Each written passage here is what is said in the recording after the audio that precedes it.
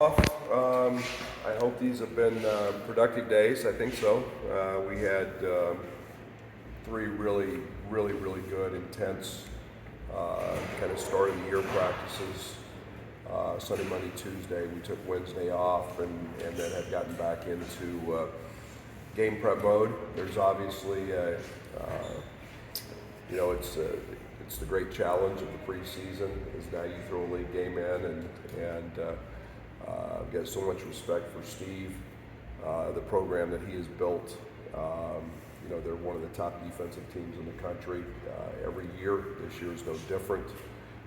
Cliff in the middle provides a lot of different challenges from his ability to run, shot block, and then he can guard multiple positions as well. So a little different Rutgers team, and they've got a little smaller backcourt. This has been a really big physical team in the past in terms of their guards. Simpson is having a phenomenal year.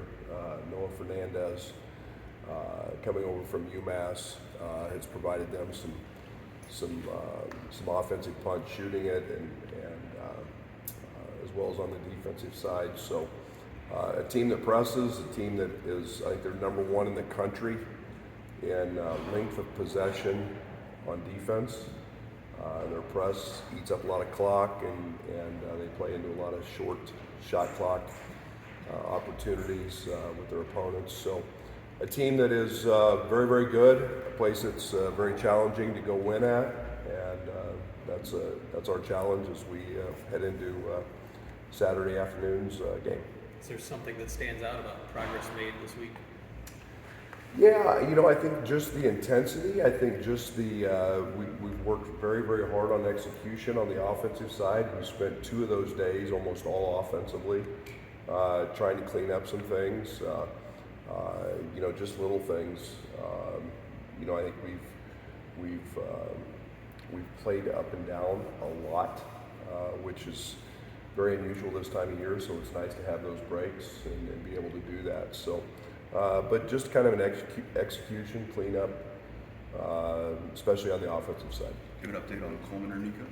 Coleman's been in practice. Nico's on the road to recovery, so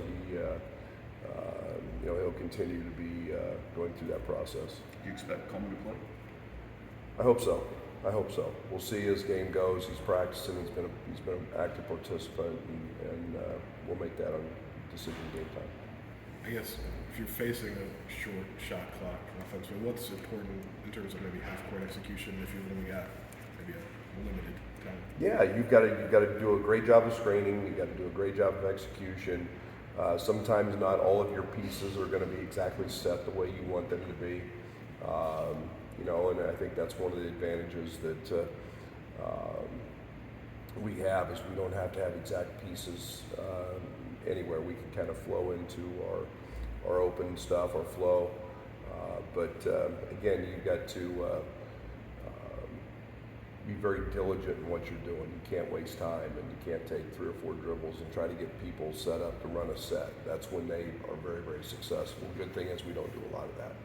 Good. What did you learn about your team through this first month in this non-con that you can carry into these 2 games? I know I like them a lot. I think we've got a big upside. I think that the Marquette game showed us that.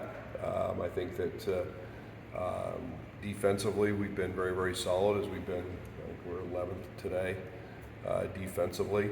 I think we've still got a lot of room to grow, and I've seen a lot of growth, especially in our young guys and our newcomers. Marcus has been a guy that's been I've been extremely pleased with. He's done nothing but fill the stat sheet. He's playing multiple positions.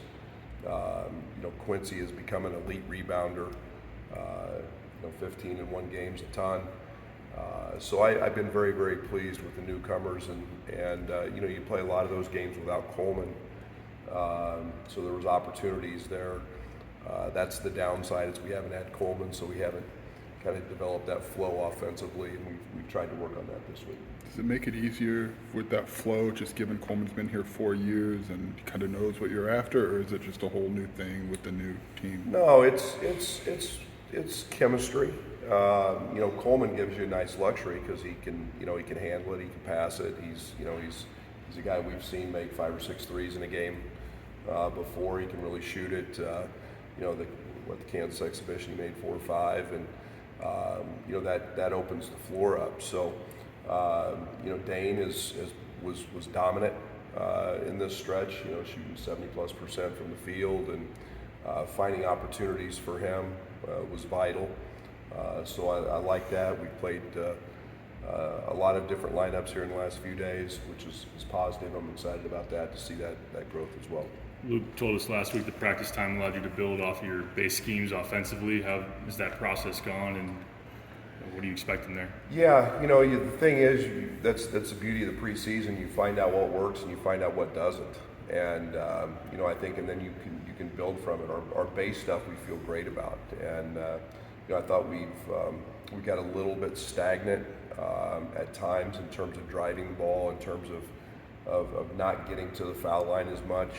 We got there 26 times in the second half in the Kansas exhibition, and that's something that this team has to get back to.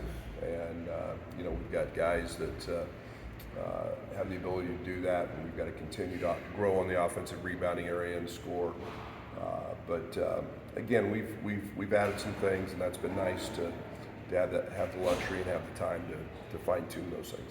As a whole, what do you expect to learn these next 3 games, Brad? Yeah, a lot. That's why we play them.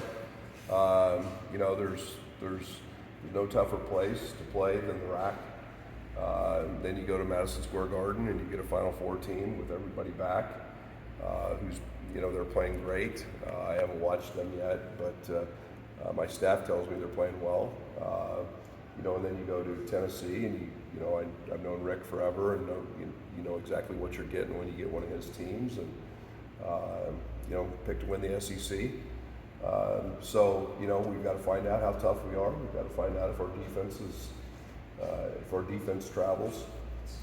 We got to find out who's got the ability to elevate their game when they need to against top level competition. So Terrence being as consistent as he's been from 3 to start the year, how much does that help you guys offensively? A lot. He's 40+%. He's making shots. We don't want him to fall in love with that, because he's an elite driver of the ball. He's a guy that should be one of the tops in the country getting to the foul line with that ability as well. But it shows that hard work pays off.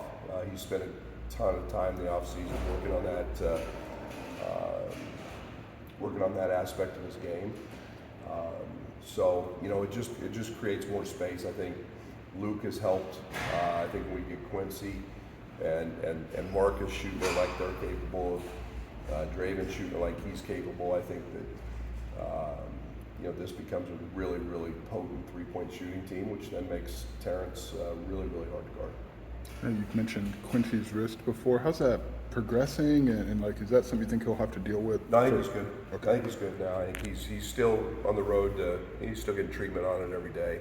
But again, I went through this last 3 days and watched all his makes last season. And I mean, he's a kid who shot it at a really high level, and he's when you're in a little bit of a slump, or you're fighting an injury or whatever, you got to keep shooting it. And I've told him the only way I won't play is pass up shots. So he's got to keep shooting that thing, and those things will start going in. He'll have a night where he makes 4 or 5 here pretty soon. You had pretty solid base defensively in those first 6 games. What did you maybe address in the last 2 weeks where you've had in that practice? Scouting report mistakes has been a big key. We've got to know. I think that's one of the things with young teams in terms of what we struggled with last year. This is a veteran team, but we're making too many for the maturity of this team. This team should have games where they have 2 or 3 scouting report mistakes, and we're making twice that, 7, 8, 9, 10, and it's really practicing boredom, practicing the same stuff over and over and over again until it becomes habit. Most of them are communication based mistakes. Those are the things that we can avoid. We have to eliminate, and then it's processing. hear a call, especially in a ball screen, you've got to process, you've got to shift your feet, and if you do that late, it's not good. So we've worked really hard on that, and again, we've got to continue to do what we do every day in terms of working on our ball screen defense. They're top 5 in the country in turning people over. What do you need to see out of your team to make sure you handle that well? Yeah, just I don't get too wrapped up into early stats. Sometimes they turn people over. The press comes at you in a couple different ways. It comes at you with run shot clock. Sometimes they're a little more aggressive. Pass the ball to the open guy, and that's they're going to collapse when you get the ball in the paint. They're handsy. Noah Fernandez has got great hands and quickness at the guard spot. I think Kansas is 2 or 3 in defense right now, and we did okay against them. So we just got to pass the ball to the open guy and be ball tough. If Coleman is limited during this week at all, what does that mean for Amani and what you need out of him as a freshman year? Well, he's the one guy in the gym right now shooting. It's not for lack of work. He works his tail off, and Amani's very high IQ. He does a great job of connecting offensively. He's a great passer. He's got great feel. I think he's still figuring out, in the interior where he gets his points and how he gets them and angles. But there'll be no doubt he'll have to be a guy defensively that keeps being physical, a guy that keeps blocking out, and his numbers can always be dialed up at any time. Seemed like whenever you and Steve's teams get together, it's one of those parking lot brawls. Is that something you've seen as well? And how much is it just one of those you better bring it from a toughness standpoint? Yeah, we've set basketball back a couple times, in a couple games. But I think that I have tremendous respect for Steve because of the way he goes about it. It's very similar to us, and they've got really tough kids, and he's built a program that's, I think he's maybe in year 8, a year ahead of me maybe, and I think he's found success because of toughness and because of grit.